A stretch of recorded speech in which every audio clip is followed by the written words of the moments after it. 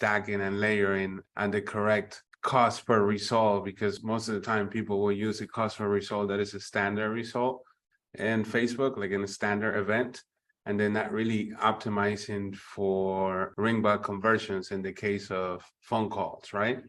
And then another thing that I've seen is when I'm looking at campaign is that people are not creating pixels in ringbot to be able to fire back calls based on duration. So something that a while ago I was in a conference with David. So he was talking about the way that they internally they create lookalike audiences based on call durations, right? So they fire in, if you go to your ringbot and you click in settings, integrations, and then you should see like pixels and stuff like that that you can add to your campaigns.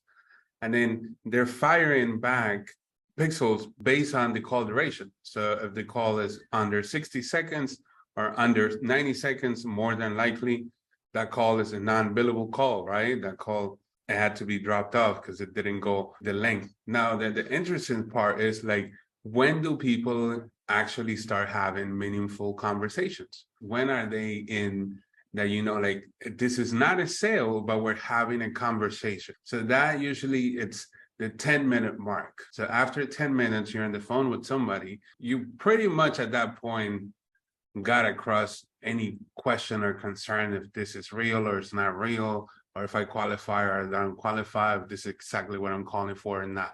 Right? If you're already 10 minutes on the phone, great. Now, if you're 25 minutes plus, or 30 minutes plus, or 45 minutes plus, then you're in that sales zone, right? You're making a purchase decision, or you're making an enrollment, because I don't think you will stay on the phone with anybody for 25 to 45 minutes unless this is for you. A great way to go about this is actually to start listening to your calls, to start listening to the calls that you're tracking, and to start seeing like, okay, where am I with this? When are sales happening? At what minute mark for what campaign that I'm running? When are meaningful conversations happening?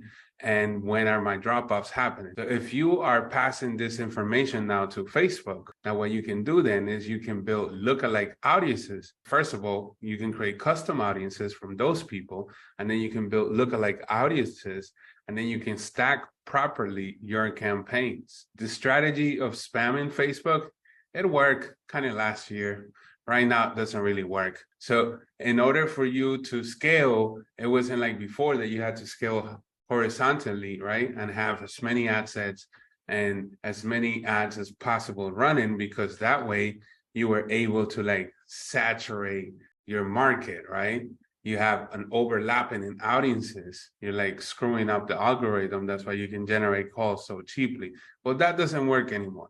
So how it works now is that you can create one campaign with a lifetime budget or a very highly budget, usually accelerated budget, and you're pushing it. And usually you want to stack it in the following form. You want to have a broad audience. You're going to have create a campaign, and you're going to have broad ad sets where you're not really touching any of the settings. You're just leaving it as it is default in Facebook, okay? And then you're going to have then your lookalike ad set. And then your lookalike ad set will be the ad set from all the information that you're passing from Ringbot to your Facebook, to TikTok, to Google, Snapchat, whatever it is that you're buying media, right?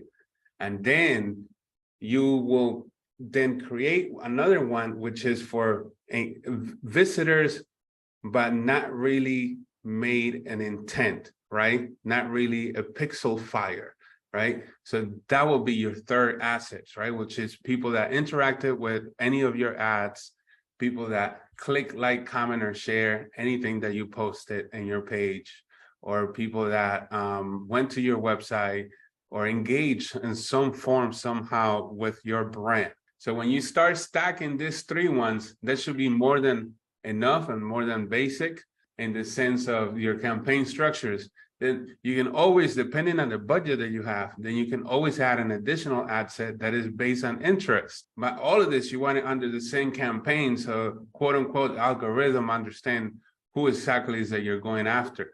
Now, when it comes to adding ads to those ad sets that you just created, then you want to keep it at 5 to 6. You want to test in the structure that you're testing. If you're testing videos, you're testing in hooks. And then if you're testing images, you're testing colors and fonts. So you want to keep it very simple. Remember that images do get burned out after a while. You know, I know some of us like to run images from like blah, blah, blah, but think about it, you know, market saturation, the person already saw this images so many times that they might have clicked on it once or twice and they're just naturally skipping through it because it's like a commercial you've seen too many times. So you got to come up with different angles, different images. So videos, test the hooks, images, test the colors and fonts. If you're running Messenger, you can apply that. If you're running landing page, you can apply that. If you're running some type of external chat, of course you can do that. The conversion, it really doesn't really matter. What matters is the way that you're stacking your audiences.